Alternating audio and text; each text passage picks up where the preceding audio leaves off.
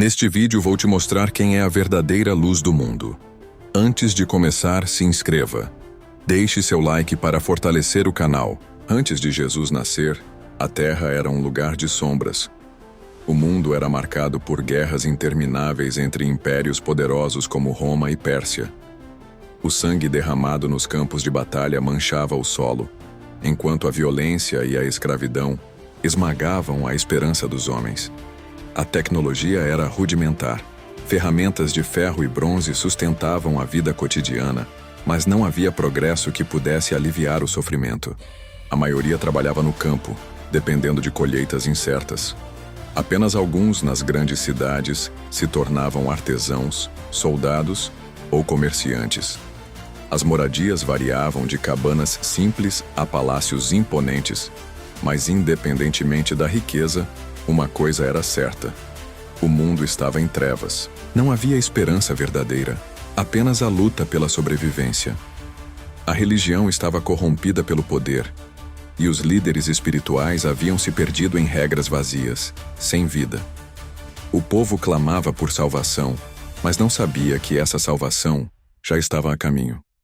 Do alto dos céus, Deus, em sua infinita misericórdia, contemplou a terra mergulhada na escuridão. A humanidade vagava sem rumo, presa em suas próprias corrupções e pecados. Não havia caminho para a verdadeira paz, apenas um ciclo constante de dor e injustiça. Mas Deus, em sua graça, não abandonaria seu povo. Ele ergueu sua voz e decretou: é tempo da luz brilhar. Com esse decreto, o curso da história mudaria para sempre. A redenção se aproximava, e o mundo estava prestes a conhecer aquele que dividiria o tempo e traria uma nova aliança entre Deus e os homens. Uma luz celestial, intensa e pura, rasgou o véu do espaço. Como uma estrela flamejante, ela desceu em direção à terra, iluminando a cidade de Jerusalém. Seu brilho era tão intenso que parecia desafiar a própria noite, anunciando algo extraordinário. Nos campos próximos, 3 pastores ergueram os olhos para os céus, espantados com o brilho sobrenatural. Eles nunca haviam visto algo assim. Um sinal vindo diretamente do Criador. A luz não era comum. Ela carregava uma promessa, uma transformação. Era a chegada do Filho de Deus. Os pastores, tomados pelo temor e pela reverência, caíram de joelhos, sentindo no coração que aquele momento marcava o início de algo grandioso. Na cidade, essa luz encontrou uma jovem chamada Maria. Pura e escolhida, ela carregaria em seu ventre aquele que mudaria para sempre o destino da humanidade. O anjo Gabriel já havia lhe anunciado essa missão, e agora, a glória de Deus a envolvia. Ao seu lado, José, um homem justo, contemplava o mistério que se desenrolava diante de seus olhos. Como poderia um simples carpinteiro ser responsável por criar o Filho do Altíssimo? Mas a fé o sustentava. O Verbo se fazia carne. O nascimento do Salvador não aconteceu em um palácio, mas em uma manjedoura humilde, demonstrando que o reino de Deus não pertence aos poderosos deste mundo, mas aos humildes de coração. Os anos passaram. O menino cresceu e, aos 12 anos, surpreendeu os doutores da lei com sua sabedoria.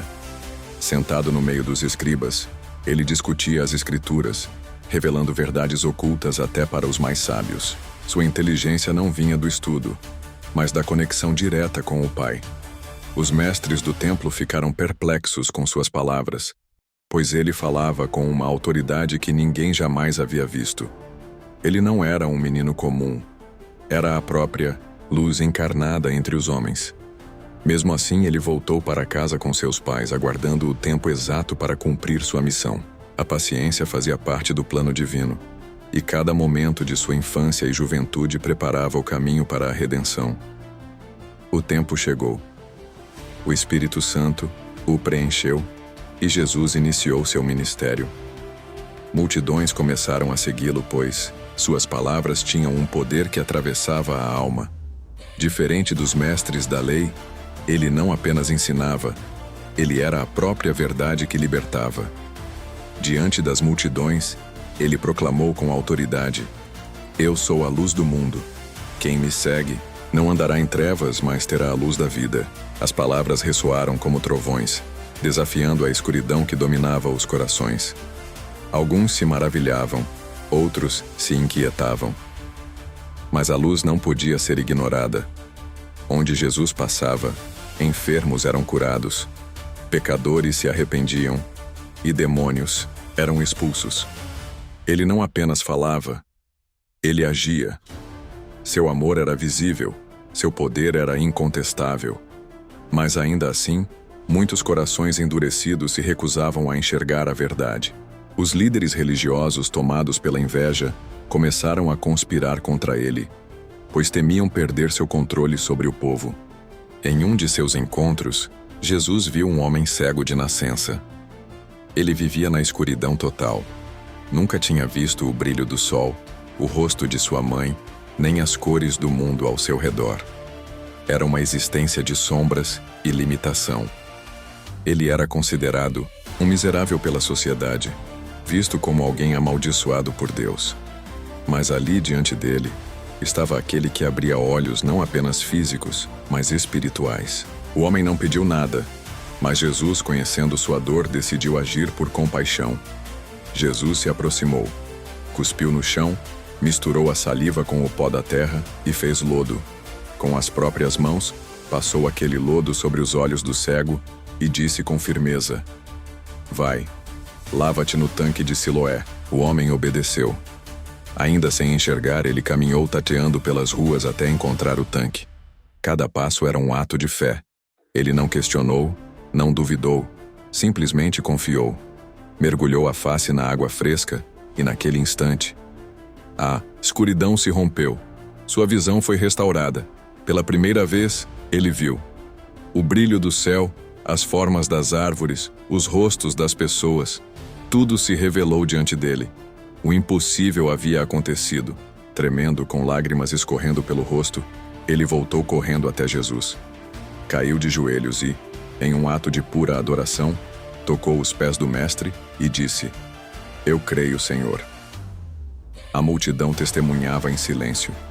O que antes era impossível, agora era real. Aquele que andava em trevas agora via. Não apenas com os olhos do corpo, mas com os olhos da alma. O milagre não era apenas físico. Era um sinal do que Jesus veio fazer com toda a humanidade. Abrir os olhos para a verdade, dissipar as sombras da ignorância e quebrar as correntes do pecado.